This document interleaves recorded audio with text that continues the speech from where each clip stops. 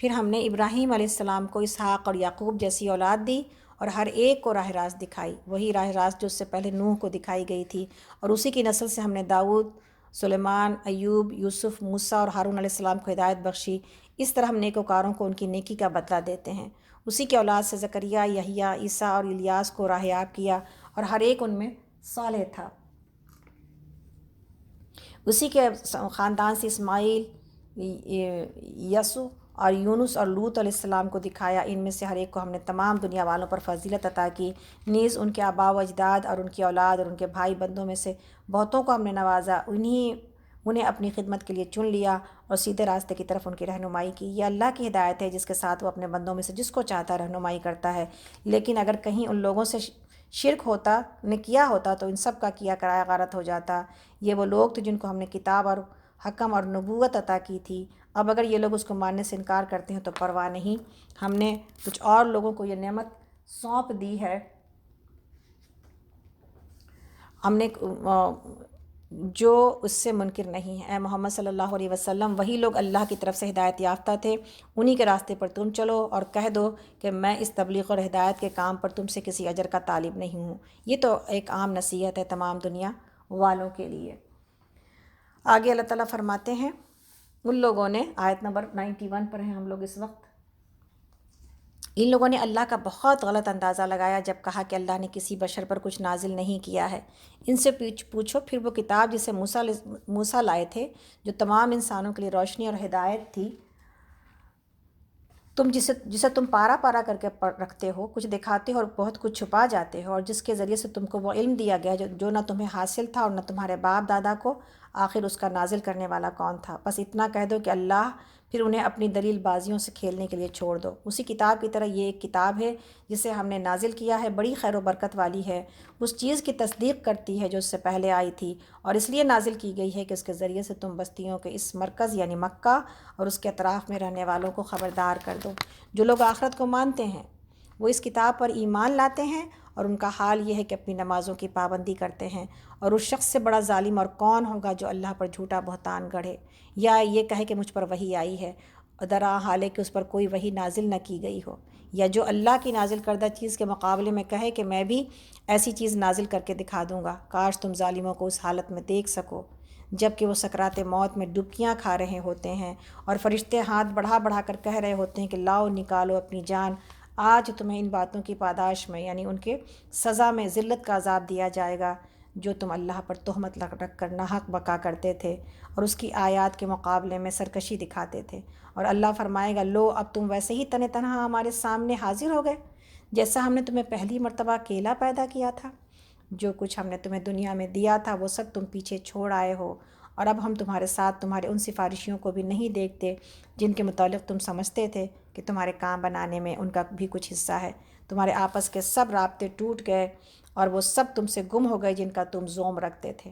دانے اور گٹلی کو پھاڑنے والا اللہ ہے، وہی زندہ کو مردہ سے نکالتا ہے اور وہی مردہ کو زندہ سے خارج کرتا ہے۔ یہ سارے کام کرنے والا تو اللہ ہے، پھر تم کدھر بہہ کے چلے جا رہے ہو؟ پردہ شب کو یعنی رات کو چاک کر کے وہی صبح نکالتا ہے۔ اسی نے رات کو سکون کا وقت بنایا ہے، اسی نے چاند اور سورج کے طلوع اور غروب کا حساب مقرر کیا ہے۔ یہ سب اسی زبردست قدرت اور علم رکھنے والے کے ٹھہرائے ہوئے اندازے ہیں، اور وہی ہے جس نے تمہارے لیے تاروں کو صحرا اور سمندر کی تاریکیوں میں راستہ معلوم کرنے کا ذریعہ بنایا۔ دیکھو ہم نے نشانیاں کھول کر بیان کر دی ہیں ان لوگوں کے لیے جو علم رکھتے ہیں، اور وہی ہے جس نے ایک متنفس سے یعنی ایک جان سے تم کو پیدا کیا، پھر ہر ایک کے لیے ایک جائے قرار ہے اور ہر ایک کے اس کے لیے اس کے سونپے جانے کی جگہ۔ یہ نشانیاں ہم نے واضح کر دی ہیں ان لوگوں کے لیے جو سمجھ بوجھ رکھتے ہیں، اور وہی ہے جس نے آسمان سے پانی برسایا، پھر اس کے ذریعے سے ہر قسم کے نباتات اگائی، پھر اس میں سے ہرے ہرے کھیت اور درخت پیدا کیے، پھر ان سے تہ برتہ چڑھے ہوئے دانے نکالے، اور کھجور کے شگوفوں سے پھلوں کے گچھے پیدا کیے جو بوجھ کے مارے جھکے پڑتے ہیں، اور انگور، زیتون اور انار کے باغ لگائے جن کے پھل ایک دوسرے سے ملتے جلتے بھی ہیں اور پھر ہر ایک کی خصوصیات الگ الگ بھی ہیں۔ یہ درخت جب پھلتے ہیں تو ان میں پھل آنے اور پھر ان کے پکنے کی کیفیت ذرا غور کی نظر سے دیکھو۔ ان چیزوں میں نشانیاں ہیں ان لوگوں کے لیے جو ایمان لاتے ہیں۔ اس پر بھی لوگوں نے جنوں کو اللہ کا شریک ٹھہرا دیا ہے، حالانکہ وہ ان کا خالق ہے اور بے جانے بوجھے ان کے لیے بیٹے اور بیٹیاں تصنیف کر دیں، حالانکہ وہ پاک اور بالا تر ہے ان باتوں سے جو یہ لوگ کہتے ہیں۔ وہ تو آسمانوں اور زمین کا بنانے والا ہے، اس کا کوئی بیٹا کیسے ہو سکتا ہے جب کہ کوئی اس کی شریک زندگی ہی نہیں ہے۔ اس نے ہر چیز کو پیدا کیا ہے اور وہ ہر چیز کا علم رکھتا ہے۔ یہ ہے اللہ تمہارا رب، کوئی الہ اس کے سوا نہیں ہے، ہر چیز کا خالق، لہٰذا تم اسی کی بندگی کرو اور وہ ہر چیز کا کفیل ہے۔ نگاہیں اس کو نہیں پا سکتیں اور وہ نگاہوں کو پا لیتا ہے، وہ نہایت باریک بین اور باخبر ہے۔ تو یہاں پر ہم رکتے ہیں انشاءاللہ تعالی یہاں پر۔ تو آگے جانے سے پہلے جو بات کہ ہم کہنا چاہ رہے تھے شروع میں، جو ہم نے کہا کہ ہم انشاءاللہ بعد میں اس بات کو رکھیں گے، سورۃ المائدہ سے جو چیزیں ہم لوگوں نے سیکھی تھیں کل، کہ نعمت ایمان اور تکمیل دین کی شکر گزاری میرے دل کے اندر ہونی چاہیے۔ حرام اور حلال کی فکر مجھے ہونا چاہیے، اس لیے کہ جس نے قرآن کے حرام کیے ہوئے کو حرام نہ کیا اور حلال کو حلال نہ جانا، اس کا قرآن کے اوپر کوئی ایمان نہیں ہے۔ اسی طرح جو بات ہم نے سیکھی کہ اپنے جانوں کی فکر کرنا ہے انسان کو، یعنی ہمارے لیے اور آپ کے لیے جو فکر ہے نا، وہ سب سے زیادہ اپنی اصلاح۔ فکر سے کیا مراد ہے؟ سیلفشنس نہیں ہے، سیلف سینٹرڈ نہیں ہے، اصل یہ ہے کہ اپنی اصلاح کی فکر سب سے پہلے پکڑنی ہے، اس کے بعد دوسروں کی اصلاح کی فکر کی جائے گی۔ اور جو چوتھی بات تھی جس کو ہم نے شروع میں کہا کہ کل ایسی بات ہم نے کہی اور اس بات کا اثر میرے دل کے اوپر ایسا ہوا، اللہ تعالیٰ نے نکالا میرے منہ سے، کہ جو چیز کے گنی ہوئی ہے وہ ایک دن گن کے ملی ہے ہم کو نا، ایک دن خرچ ہو جائے گی اور ایک دن ختم ہو جائے گی۔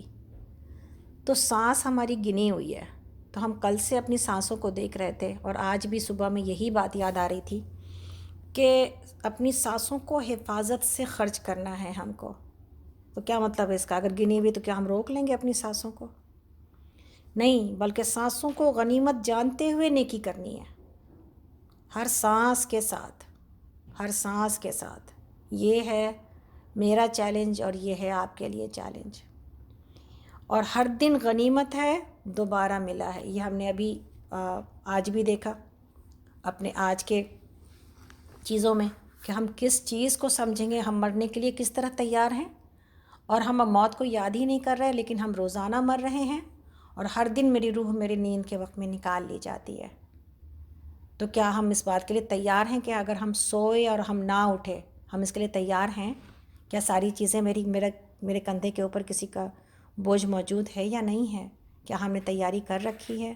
یہ میرے لیے اور آپ کے لیے آج کی بات کہ ہم اس آیت کو، آیت نمبر 62 کو اپنے لیے رکھیں گے انشاءاللہ تعالیٰ، اور ہم لکھیں گے کہ وَهُوَ الْقَاهِرُ فَوْقَ عِبَادِهِ وَيُرْسِلُ عَلَيْكُمْ حَفَظَةً حَتَّى إِذَا جَاءَ أَحَدَكُمُ الْمَوْتُ تَوَفَّتْهُ رُسُلُنَا وَهُمْ لَا يُفَرِّطُونَ۔ یہ آیت نمبر 61 جو کہ بہت امپورٹنٹ ہے میرے لیے اور آپ کے لیے، تاکہ اپنی موت کو آپ اور ہم یاد رکھیں۔ آیت نمبر 103 کہ جو بات اس یہاں پر بھی کہی جا رہی ہے کہ وہ اپنے بندوں پر پوری قدرت رکھتا ہے، اللہ کو اپنے لیے اپنے آپ کو اللہ کی نگاہوں میں سمجھنا، اور اس بات کو سمجھ لینا جو کہ آیت نمبر 103 پر ابھی ہم نے لا تدرکہ الابصار وہو یدرک الابصار وہو اللطیف الخبیر، کہ نگاہیں اس کو نہیں پا سکتی لیکن وہ نگاہوں کو پا لیتا ہے اور وہ نہایت باریک بین اور باخبر ہے۔ تو یہ آیت اس موت کی تیاری کو مکمل کرتی ہے کہ انسان کو کس طرح تیاری کرنی ہے، کس طرح اپنے سانس کو سمجھ کے خرچ کرنا ہے۔ یہی میری جمع پونجی ہے اور یہی وہ کیپٹل، یہ جو کہا جاتا ہے کیپٹل منی کہیں پر لگانا، یہی یہ میرا وقت جو ہے، میری سانس جو ہے نا، یہی راس المال ہے، کیپٹل منی ہے جو آخرت میں جنت کو خریدنے کے لیے جس کو ہم خرچ کریں گے تو اس حفاظت کے ساتھ اور آخرت کے لیے خرچ کریں گے تو ہی جا کے ہم جنت کو حاصل کر پائیں گے۔ اور دوسری چیز جو آج کے سبق میں ہم نے سیکھا، ابھی ہم سبق تو مکمل نہیں کر رہے، ہم لوگ آگے چلیں گے، لیکن بہت سارے لوگ کبھی چلے بھی جاتے ہیں، اس لیے میرا دل تھا کہ ہم آج کی بات کو آپ لوگوں تک پہنچا دیں کہ مسکین کے ساتھ اور مجبور لوگوں کو ساتھی بنائیں گے انشاءاللہ تعالیٰ، جو کہ ہم نے نبی صلی اللہ علیہ وسلم کے اس میں پڑھا تھا کہ جب اللہ تعالیٰ نے کہا کہ تم مسکینوں کو اپنا ساتھی بناؤ. اور یہ آیت نمبر کہاں پہ تھی انشاءاللہ تعالیٰ ہم آپ کو بتاتے ہیں.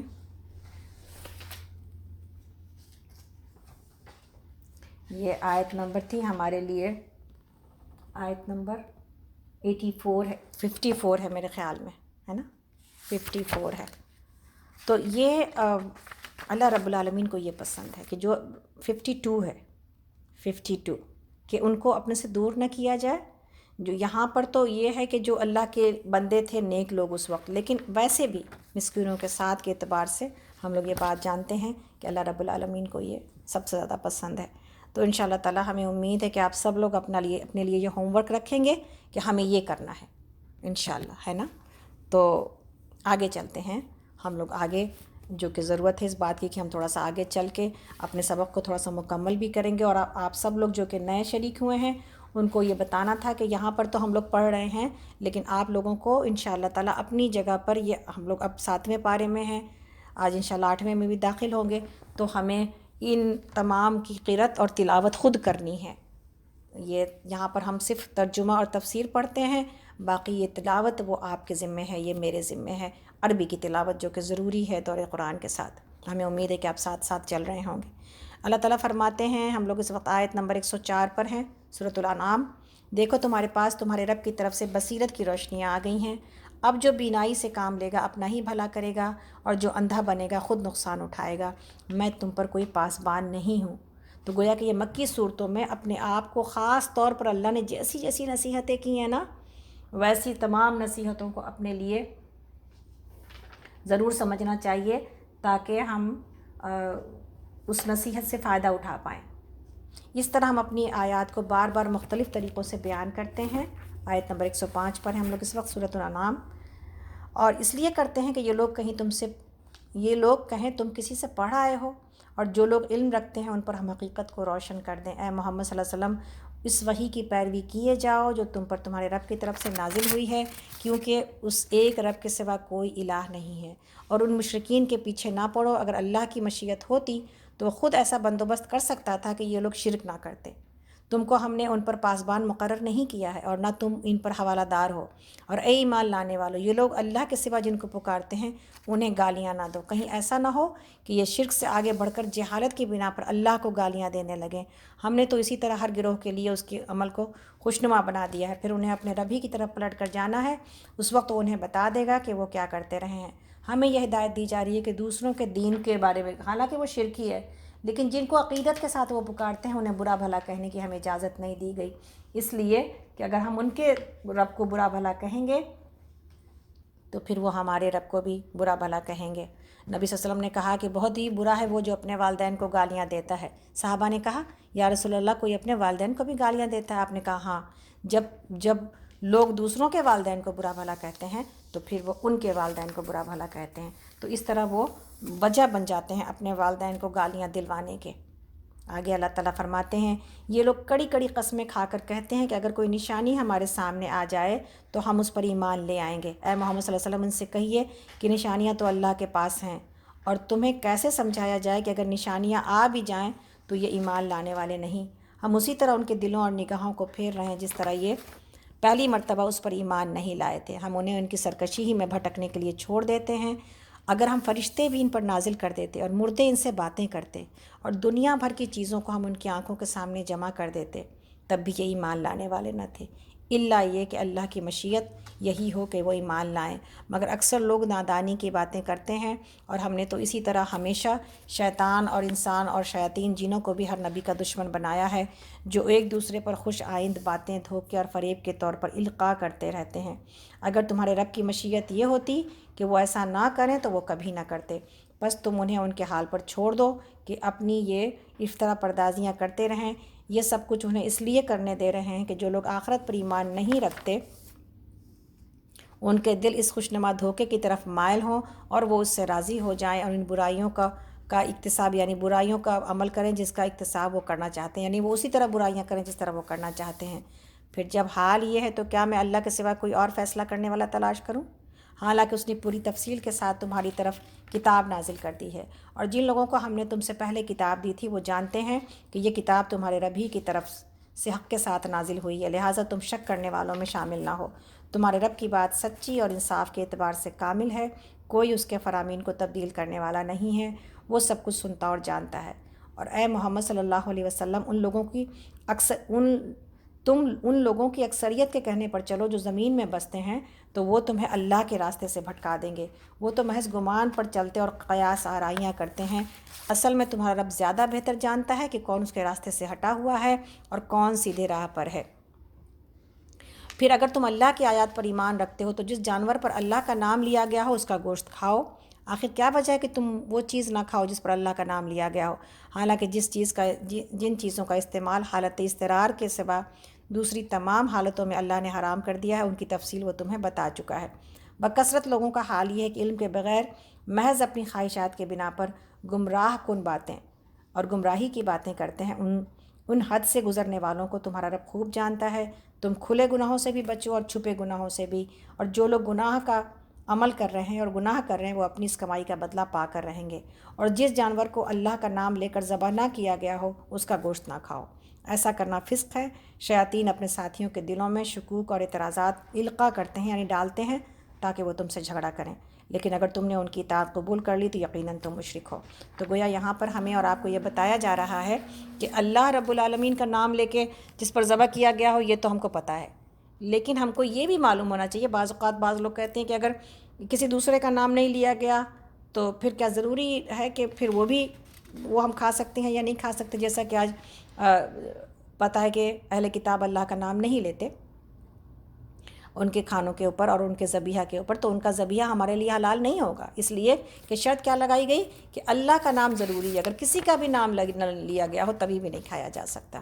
اس لیے یہ آیت یاد رکھیے گا، سورۃ الانعام کی آیت نمبر 121 ہے، جس میں یہ بات واضح کر دی گئی کہ اگر اللہ کا نام نہ لیا جائے کسی کے اوپر، کسی چیز کے اوپر، تو وہ حلال اور ہمارے لیے کھانے کے لائق نہیں ہے۔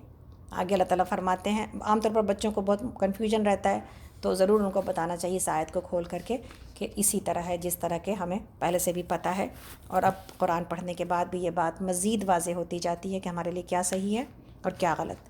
اور اکل حلال یعنی حلال کا کھانا، بہت ضرورت ہے اس بات کی کہ اس کو بہت باریکی سے سمجھا جائے اور اس پر بہت باریکی سے عمل کیا جائے، اس لیے کہ امام احمد بن حنبل سے کسی نے پوچھا کہ ایمان کیا ہے، آپ نے کہا رزق حلال، تو کمائی کو بھی دیکھا جائے گا کہ کمائی کہاں سے آ رہی ہے، اور ایمان حلال رزق کے سوا اور کچھ نہیں ہے۔ کیوں کہی آپ نے یہ بات؟ ایمان تو بہت ساری چیزوں کا نام ہے، لیکن حلال ہی کیوں بتائے؟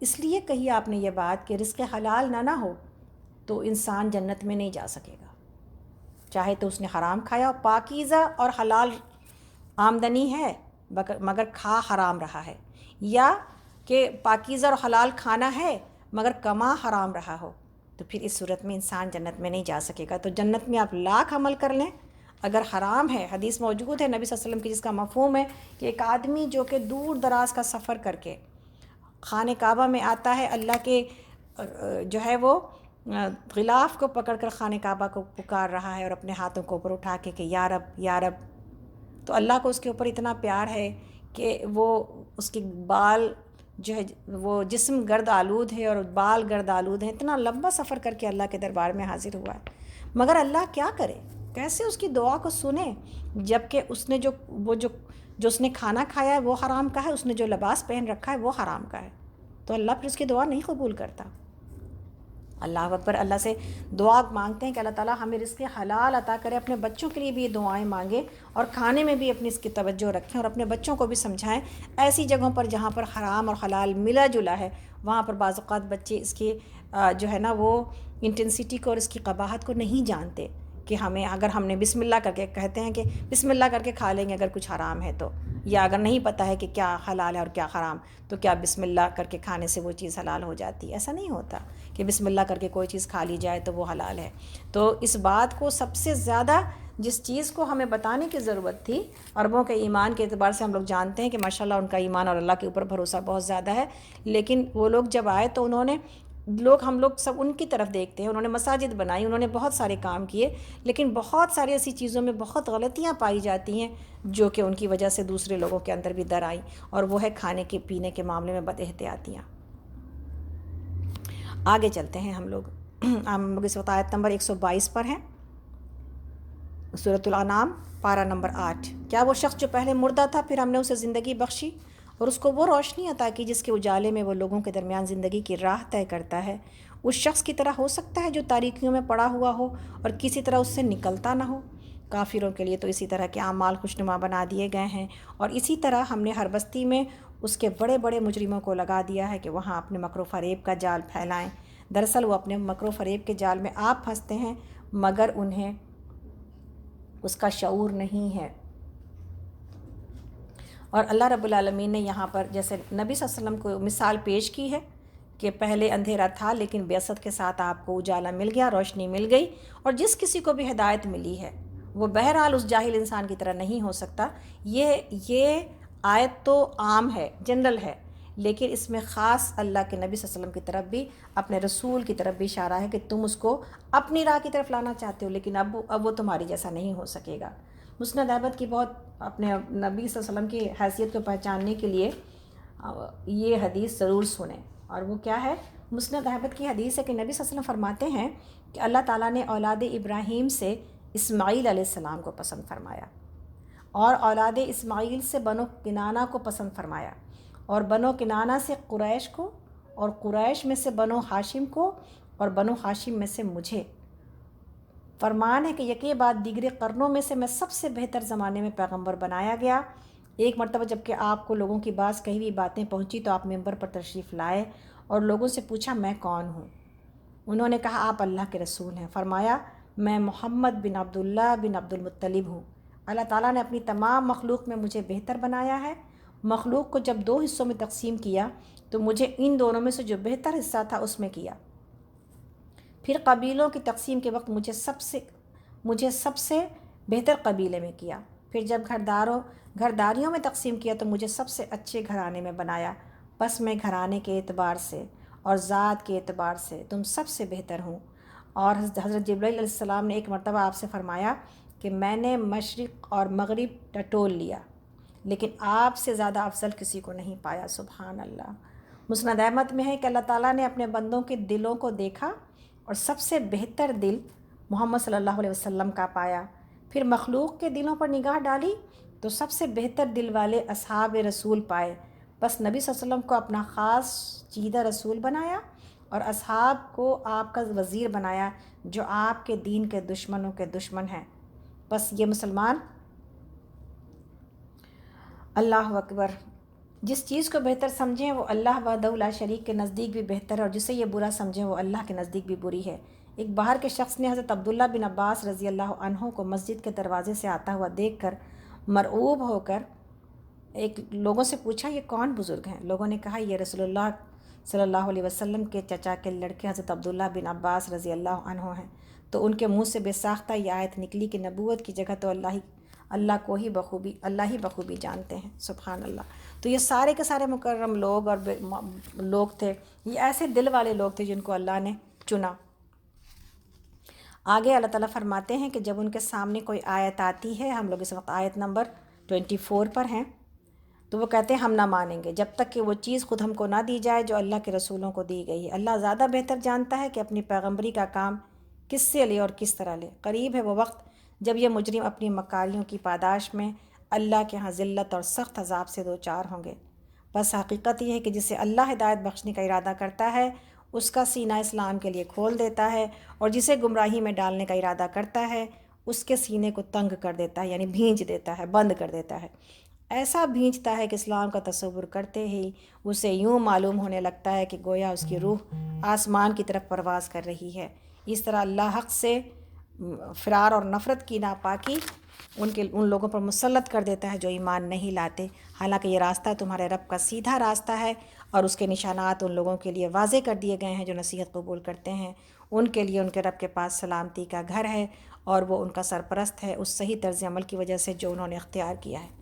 شرح صدر، یہاں پر فَمَن یُرِدِ اللَّهَ أَن یہدیہ رہ صدرہ للاسلام، بڑی بہترین آیت ہے، آیت نمبر 125۔ شرح صدر کس کو کہتے ہیں؟ کیا ہم کیسے سمجھیں گے کہ شرح صدر ہمیں ملا ہے؟ اور شرح صدر کس کو کہتے ہیں؟ سینے کا کھل جانا کیا ہے؟ حدیث میں ہے کہ جسے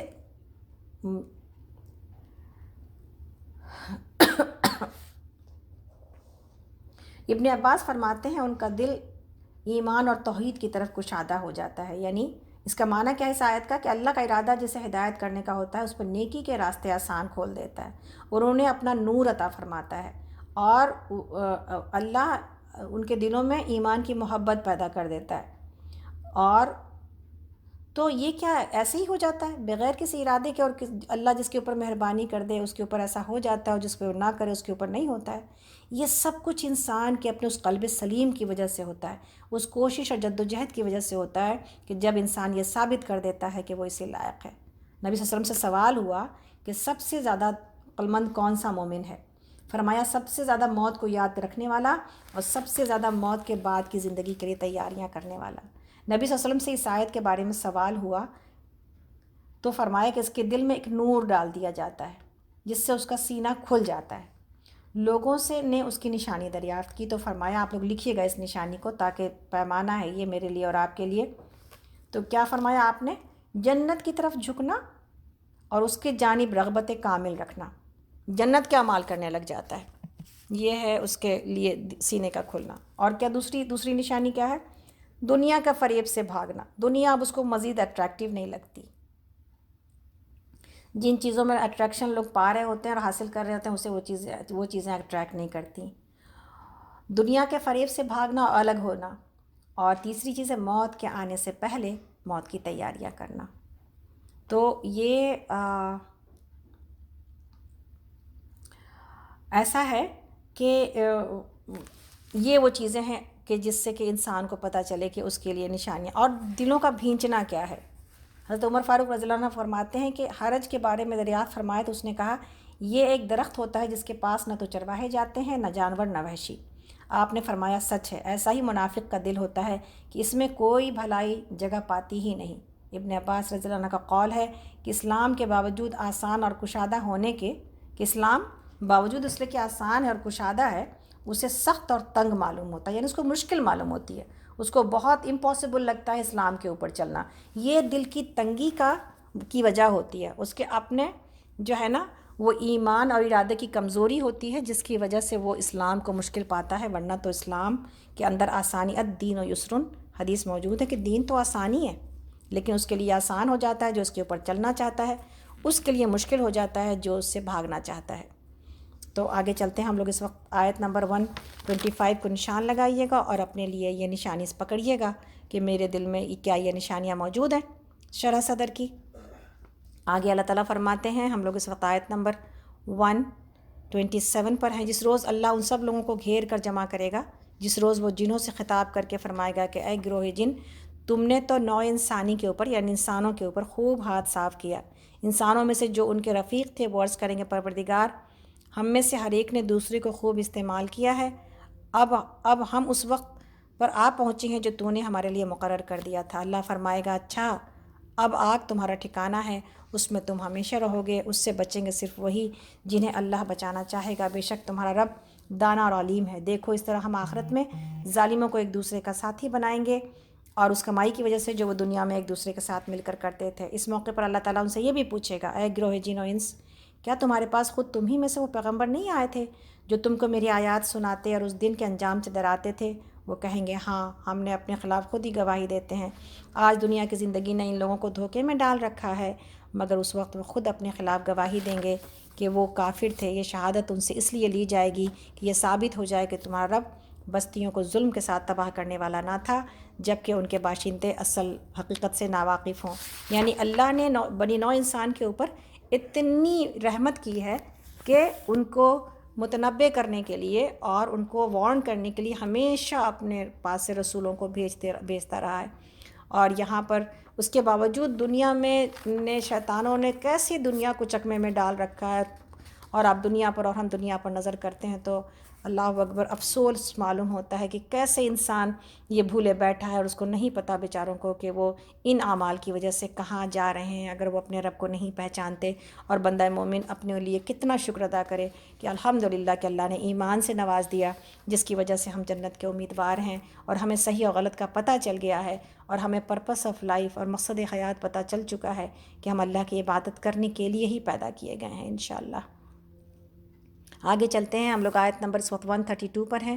ہر شخص کا درجہ اس کے عمل کے لحاظ سے ہے، اور تمہارا رب لوگوں کے اعمال سے بے خبر نہیں ہے۔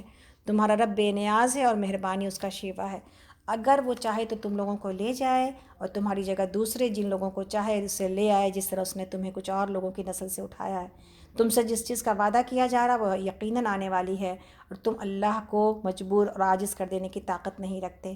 اے محمد صلی اللہ علیہ وسلم کہہ دیجئے کہ لوگو، تم اپنی جگہ عمل کرتے رہو اور میں بھی اپنی جگہ عمل کر رہا ہوں۔ ان قریب تمہیں معلوم ہو جائے گا کہ انجام کار کس کے حق میں بہتر ہوتا ہے۔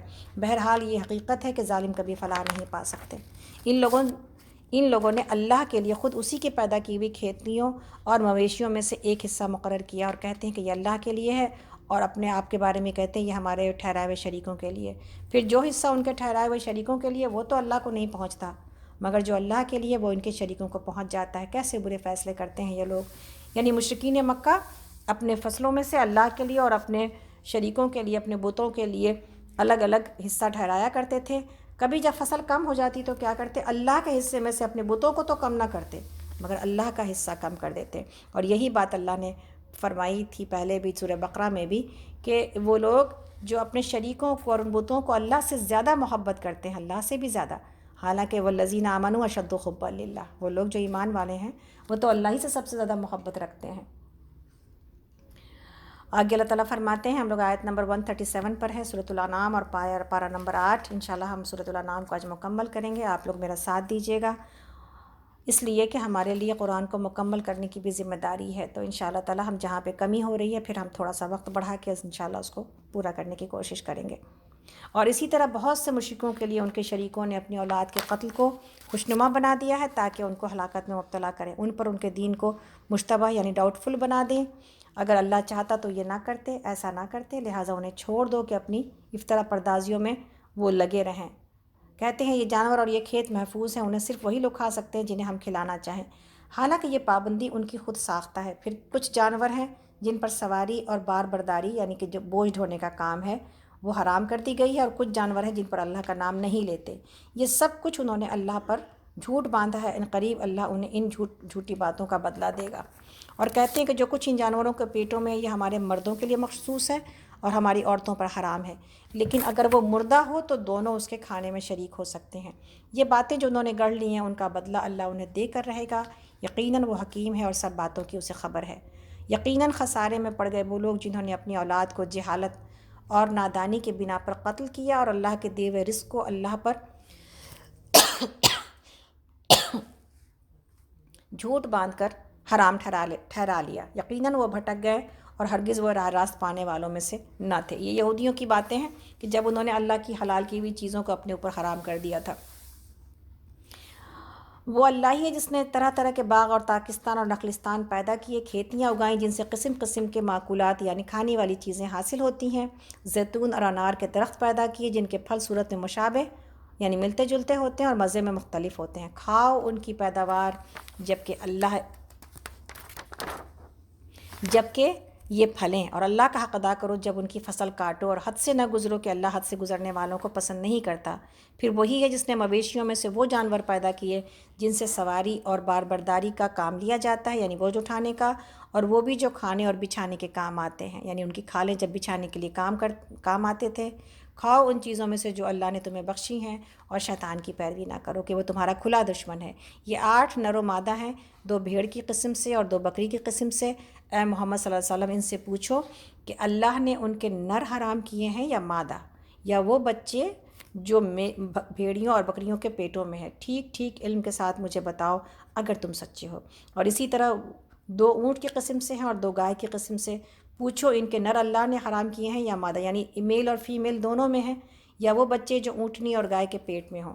کیا تم اس وقت حاضر تھے جب اللہ نے ان کے حرام ہونے کا حکم تمہیں دیا تھا؟ پھر اس شخص سے بڑھ کر ظالم اور کون ہوگا جو اللہ کی طرف منسوب کر کے جھوٹی بات کہے تاکہ علم کے بغیر لوگوں کی غلط رہنمائی کرے۔ یقیناً اللہ ایسے ظالموں کو راہ راست نہیں دکھاتا۔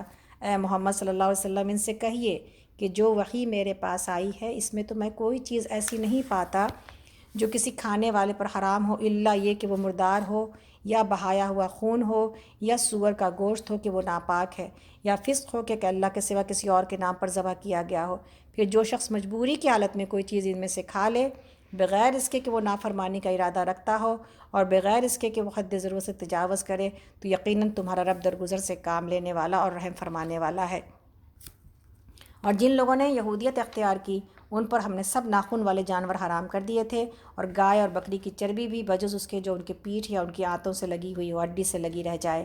یہ ہم نے ان کی سرکشی کی سزا انہیں دی تھی، اور یہ جو کچھ ہم کہہ رہے ہیں بالکل سچ کہہ رہے ہیں۔ اب اگر وہ تمہیں جھٹلائیں تو ان سے کہہ دو کہ تمہارے رب کا دامن رحمت وسیع ہے اور مجرموں سے اس کے عذاب کو پھیرا نہیں جا سکتا۔ یہ مشرک لوگ تمہاری ان باتوں کے جواب میں ضرور کہیں گے کہ اگر اللہ چاہتا تو نہ ہم شرک کرتے، نہ ہمارے باپ دادا، اور نہ ہم کسی چیز کو حرام ٹھہراتے۔ ایسی ہی باتیں بنا بنا کر ان سے پہلے کے لوگوں نے بھی حق کو جھٹلایا تھا، یہاں تک کہ آخرکار ہمارے عذاب کا مزہ انہوں نے چکھ لیا۔ ان سے کہو کیا تمہارے پاس کوئی علم ہے جسے ہمارے سامنے پیش کر سکو؟ تم تو محض گمان پر چل رہے ہو اور نیری قیاس آرائیاں کر رہے ہو۔ پھر کہو تمہاری اس حجت کے مقابلے میں اصل حقیقت تو اللہ کے پاس ہے۔ بے شک اگر اللہ چاہتا تو تم سب کو ہدایت دے دیتا۔ ان سے کہو کہ لاؤ اپنے وہ گواہ جو اس بات کی شہادت دیں کہ اللہ ہی نے ان چیزوں کو حرام کیا ہے، پھر اگر وہ شہادت دے دیں تو تم ان کے ساتھ شہادت نہ دینا، اور ہرگز ان لوگوں کی خواہشات کے پیچھے نہ چلنا جنہوں نے ہماری آیات کو جھٹلایا ہے اور جو آخرت کے منکر ہیں اور جو دوسروں کو اپنے رب کا شریک بناتے ہیں۔ اے محمد صلی اللہ علیہ وسلم ان سے کہیے کہ آؤ میں تمہیں سناؤں تمہارے رب نے تم پر کیا پابندیاں عائد کی ہیں۔ یہ اب ہمارے لیے احکامات ہیں، یہ کہ اس کے ساتھ کسی کو شریک نہ کرو۔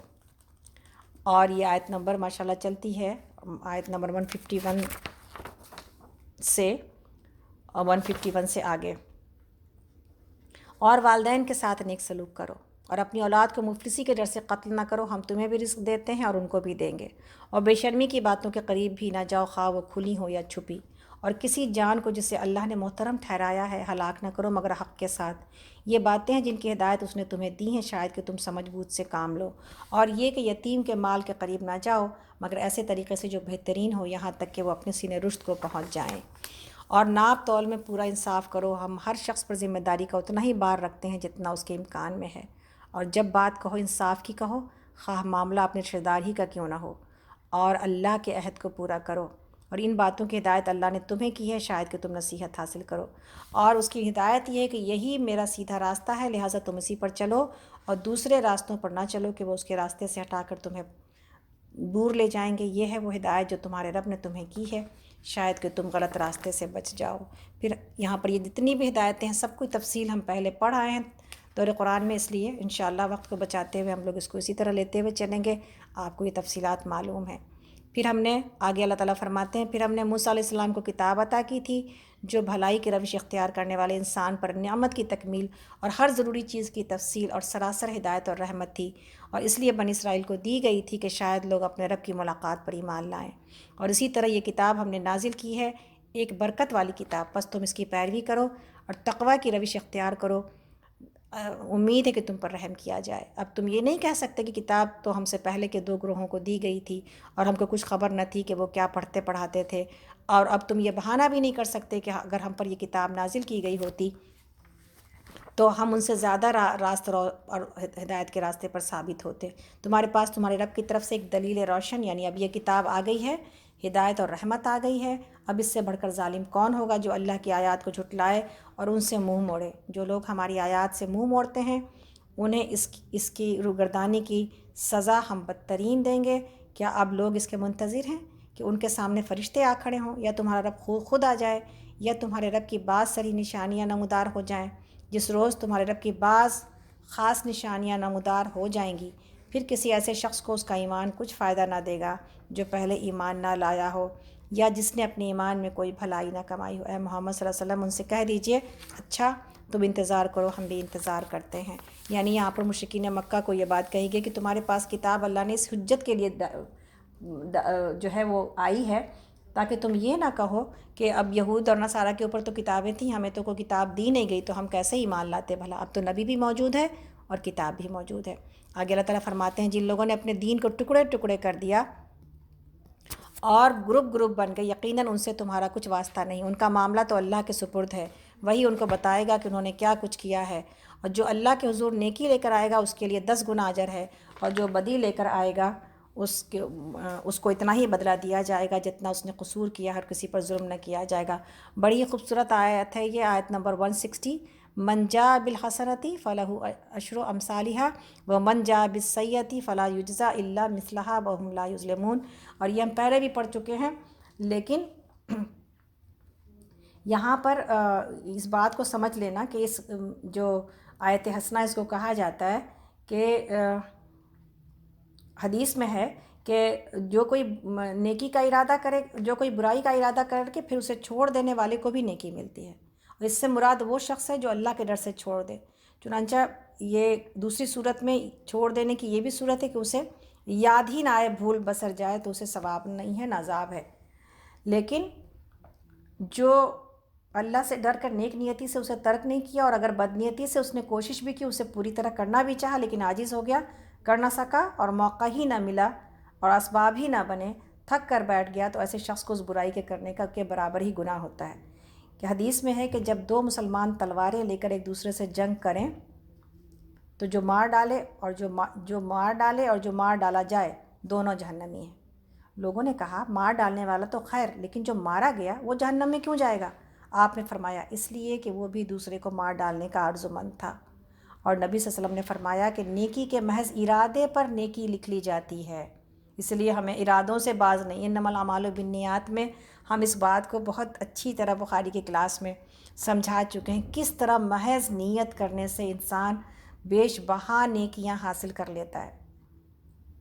اور آپ لوگوں کو صحیح بخاری کے کلاس کی دعوت بھی ہے، جو لوگ کے نئے آئے ہیں، جن کو نہیں پتہ کہ ہم لوگ صحیح بخاری پڑھ اور پڑھا رہے ہیں، حدیثوں کو ابھی کتنے لوگوں کو میرے دور قرآن میں جو حدیثیں پڑھنے کی وجہ ہے اس سے ان کو اتنی ساری باتیں سمجھ میں آتی ہیں، اور وہ یہی کہتے ہیں کہ حدیثوں سے ہمیں باتیں سمجھ میں آ جاتی ہیں۔ تو پھر آپ کو اور ہم کو حدیثوں کی اہمیت کا پتہ چلتا ہے نا، پھر ہم حدیثوں سے اپنے آپ کو دور کیوں رکھے ہوئے ہیں؟ ہم صحیح بخاری کی کلاس میں آپ لوگوں کو دعوت دیتے ہیں، حالانکہ ورڈ ٹو ورڈ قرآن کی بھی کلاس موجود ہے جو کہ جون میں شروع ہوگی دوبارہ سے۔ پیچھے ہم کچھ پڑھ آئے ہیں اور اب دور قرآن کی وجہ سے یہ بند ہے، لیکن جو چاہے اس میں دوبارہ سے یہ کلاسز رجسٹرڈ ہیں، تھوڑا سا اس کا ہدیہ بھی لیا جاتا ہے، اس لیے کہ آپ کو جو ہے وہ جب آپ قربانی دیں گے اور پیسے سے کسی چیز کو حاصل کریں گے تو اس کی قدر و قیمت آپ کو پتہ چلے گی۔ باقی یہ ہے کہ دور قرآن کے بعد ہم لوگ انشاءاللہ 1 جون سے شروع کریں گے اپنی کلاسز کو دوبارہ، تو اس میں منڈے کے دن ایوری منڈے درس ہوتا ہے جو کہ قرآن کا اور اس سے متعلق چیزوں کا ہوتا ہے۔ ٹیوزڈے کے دن صحیح بخاری کی کلاس ہوتی ہے، تھرسڈے کے دن تفسیر کی کلاس ہوتی ہے، یہ دونوں کلاسز رجسٹرڈ ہیں، اور سنڈے کے دن ہم لوگ حدیث پڑھتے ہیں، لیکن سنڈے کا ابھی نہیں پتہ کہ وہ حدیث کی کلاس کب اسٹارٹ ہوگی، اس لیے کہ وہ سنڈے کے اسکول سے ریلیٹڈ ہے، اسلامک فاؤنڈیشن کے۔ تو بہرحال یہ چاروں کلاسز چلتی ہیں، اس کے علاوہ حفظ کی کلاس چلتی ہے، اس کے علاوہ کویشچن آنسر سیشن چلتا ہے۔ 2 ہی کلاسز رجسٹرڈ ہیں جو کہ جس میں آپ کو رجسٹر ہونا پڑے گا، جس کی ایک چھوٹی سی فیس بھی ہے۔ اس لیے فیس لی جاتی ہے تاکہ آپ سنجیدگی کے ساتھ اس کو پڑھیں، نوٹس بنائیں اور امتحانات دیں۔ امتحانات کوئی مشکل نہیں ہے، لیکن آپ کو ضرور امتحان دینے سے ہی اپنے علم کو پختہ کرنے کا موقع ملتا ہے۔ تو ہمیں امید ہے کہ آپ میں سے کچھ لوگ جو حدیث کو پڑھنا چاہتے ہیں ابھی سے انرول کرا لیں، تاکہ جب جون میں کلاسز ہم شروع کریں تو آپ میں سے جن لوگوں کا پیچھے کا چھوٹ گیا ہے انشاءاللہ ہم انہیں پیچھے کی ریکارڈنگ بھی دے سکتے ہیں۔ تو آگے چلتے ہیں، اس حدیث کو تفصیل سے سمجھ لیجئے کہ کس طرح نیکیوں کا محض سوچنا بھی عمل میں لکھا جاتا ہے۔ تو اگر وہ محض نیکی کا ارادہ کرے تو 1 نیکی لکھ لی جاتی ہے، اور عمل کر لینے والے کے بعد 10 نیکیاں لکھی جاتی ہیں۔ برائی کا محض ارادے کو لکھا نہیں جاتا، لیکن اگر عمل کر لے تو 1 ہی گناہ لکھا جاتا ہے، اگر چھوڑ دے تو نیکی لکھی جاتی ہے، اور اگر گناہ چھوڑ دے تو نیکی لکھی جاتی ہے۔ اللہ تعالیٰ فرماتے ہیں اس نے گناہ کے کام کو میرے خوف سے ترک کر دیا۔ نبی صلی اللہ علیہ وسلم فرماتے ہیں لوگوں کی 4 قسمیں ہیں اور اعمال کی 6 قسمیں ہیں۔ بعض لوگ تو وہ ہیں جنہیں دینار اور آخرت میں وسعت اور کشادگی دی جاتی ہے، بعض وہ ہیں جن میں دنیا میں کشادگی ہوتی ہے اور آخرت میں تنگی، بعض وہ ہیں جن میں دنیا میں تنگی رہتی ہے اور آخرت میں انہیں کشادگی ملے گی، بعض وہ ہیں جو دونوں جہان میں بدبخت رہتے ہیں، یہاں بھی اور وہاں بھی۔ اور اعمال کی 6 قسمیں ہیں، 2 قسمیں تو ثواب واجب کر دینے والی ہیں، ایک 10 گنا اور ایک 700 گنا، یہاں تک ثواب بڑھتا ہے۔ واجب کر دینے والی 2 چیزیں ہیں، وہ یہ ہیں کہ جو شخص اسلام اور ایمان پر مرے، اللہ کے ساتھ کسی کو شریک نہ کیا ہو، اس کے لیے جنت واجب ہے، اور جو کفر پر مرے اس کے لیے جہنم واجب ہے، اور جو نیکی کا ارادہ کرے گو کہ نہ کی ہو، یعنی کہ اگرچہ نیکی اس نے کی بھی نہ ہو، اسے ایک نیکی ملتی ہے، اس لیے کہ اللہ تعالیٰ جانتا ہے اس کے دل نے اسے سمجھا، اس کی حرص کی، اور جو شخص برائی کا ارادہ کرے اس کے ذمے گناہ نہیں لکھا جاتا، اور جو کر گزرے اسے ایک ہی گناہ ہوتا ہے، وہ بڑھتا نہیں ہے، اور جو نیکی کا کام کرے اسے 10 نیکیاں ملتی ہیں، اور جو اللہ کے راستے میں خرچ کرے اسے 700 گنا ملتا ہے۔ فرمان ہے کہ جمعہ میں آنے والے لوگ 3 طرح کے ہیں، ایک وہ جو وہاں لغو کرتا ہے، یعنی بیکار کے کام کر رہا ہوتا ہے، اس کے حصے میں تو وہی لغو ہے یعنی بیکاری ہے، کچھ ملتا نہیں اس کو۔ ایک دعا کرتا ہے، اسے اگر اللہ چاہے دے دے چاہے نہ دے۔ تیسرا شخص وہ ہے جو سکوت یعنی خاموشی کے ساتھ خطبے میں بیٹھتا ہے، کسی مسلمان کی گردن پھلانگ کر مسجد میں آگے نہیں بڑھتا، نہ کسی کو تکلیف دیتا ہے، اس کا جمعہ اگلی جمعہ تک گناہوں کا کفارہ ہو جاتا ہے، بلکہ اور 3 دن کے گناہوں کا بھی، اس لیے کہ وہ اللہ کا وعدہ ہے کہ من جاء بالحسنۃ فلہ عشر امثالھا، اور جو نیکی کرے اسے 10 گنا اجر ملتا ہے۔ اور طبرانی میں ہے کہ جمعہ تک بلکہ 3 دن تک کا کفارہ ہے، اس لیے کہ اللہ کا فرمان ہے نیکی کرنے والے کو اس جیسی 10 نیکیوں کا ثواب ملتا ہے۔ فرماتے ہیں جو شخص ہر مہینے، بہت امپورٹنٹ ہے یہ بات، کہ جو شخص ہر مہینے 3 روزے رکھے، اور جیسے ہم سب کو پتہ ہے ایام 20 کے روزے ہیں، یہ 13، 14، 15 چاند کی تاریخوں کے، اسے سال بھر کے روزوں کا یعنی تمام عمر اور سارے زمانہ روزے رہنے کا ثواب ملتا ہے۔ اس کی تصدیق اللہ تعالیٰ نے کی کتاب میں موجود ہے کہ ایک نیکی کا اجر 10 نیکیوں کے برابر ہے، تو ایک دن کے روزے کا ثواب 10 روزوں کا ملتا ہے۔ تو یہ ہے آیت جو ہمیں یاد رہنی چاہیے کہ ہمیں نیکیاں کس طرح فائدہ پہنچاتی، ایون اس کی نیکی کی نیت بھی فائدہ پہنچاتی ہے۔ آگے ہم لوگ اس کو مکمل کر لیتے ہیں کہ اے محمد صلی اللہ علیہ وسلم، ہم لوگ آیت نمبر اس وقت آیت نمبر 161 پر ہیں۔ محمد صلی اللہ علیہ وسلم کہو میرے رب نے بالیقین مجھے سیدھا راستہ دکھا دیا ہے، بالکل ٹھیک دین جس میں کوئی ٹیڑھ نہیں، ابراہیم کا طریقہ جسے یکسو ہو کر اس نے اختیار کیا تھا اور وہ مشرکوں میں سے نہ تھا۔ کہو میری نماز، میرے تمام مراسم عبودیت، میرا جینا اور میرا مرنا سب اللہ رب العالمین کے لیے ہے، جس کا کوئی شریک نہیں، اسی کا مجھے حکم دیا گیا ہے، اور سب سے پہلے سر اطاعت جھکانے والا میں ہوں۔ کہو کیا میں اللہ کے سوا کوئی اور رب تلاش کروں، حالانکہ وہی ہر چیز کا رب ہے۔ ہر شخص جو کچھ کماتا ہے اس کا ذمہ دار وہ خود ہے، کوئی بوجھ اٹھانے والا دوسرے کا بوجھ نہیں اٹھاتا۔ پھر تم سب کو اپنے رب کی طرف پلٹنا ہے، اس وقت وہ تمہارے اختلافات کی حقیقت تم پر کھول دے گا۔ وہی ہے جس نے تم کو زمین کا خلیفہ بنایا اور تم میں سے بعض کو بعض کے مقابلے میں زیادہ بلند درجے عطا کیے، تاکہ جو کچھ تم کو دیا ہے اس میں تمہاری آزمائش کرے۔ بے شک تمہارا رب سزا دینے میں بھی بہت تیز ہے اور بہت درگزر کرنے والا اور رحم فرمانے والا بھی ہے۔ یہ آیت جو کہ بہت ہی مشہور آیت ہے، قل ان صلاتی و نسکی و محیایا و مماتی للہ رب العالمین لا شریک لہ و بذالک امرت وانا اول المسلمین۔ یہ آیت نمبر 162 اور 163 ہمیں یاد ہونی چاہیے، اور ہمیں یاد ہی ہوگی اس لیے کہ بہت مشہور آیت ہے، اور یہ ہمارے لیے پرپس آف لائف اور زندگی کو جینے کا طریقہ بتاتی ہے کہ ایک ایمان والے کی زندگی، کہ اس کا جینا اور اس کا مرنا اور اس کی تمام عبادت صرف اور صرف اللہ رب العالمین کے لیے ہے۔ یہ آیت ہمیں اخلاص سکھاتی ہے، اس لیے اس کو یاد کرنا چاہیے۔ اور نبی صلی اللہ علیہ وسلم نے فرمایا کہ جو چیز آپ کو اور ہم کو دھوکے میں ڈالتی ہے، نبی صلی اللہ علیہ وسلم نے فرمایا کہ دنیا میٹھی ہے اور سبز رنگ کی ہے، اللہ تمہیں اس میں خلیفہ بنا کر دیکھ رہا ہے تم کیسے اعمال کرتے ہو، بس تمہیں دنیا سے ہوشیار رہنا چاہیے اور عورتوں کے بارے میں بہت احتیاط سے رہنا چاہیے۔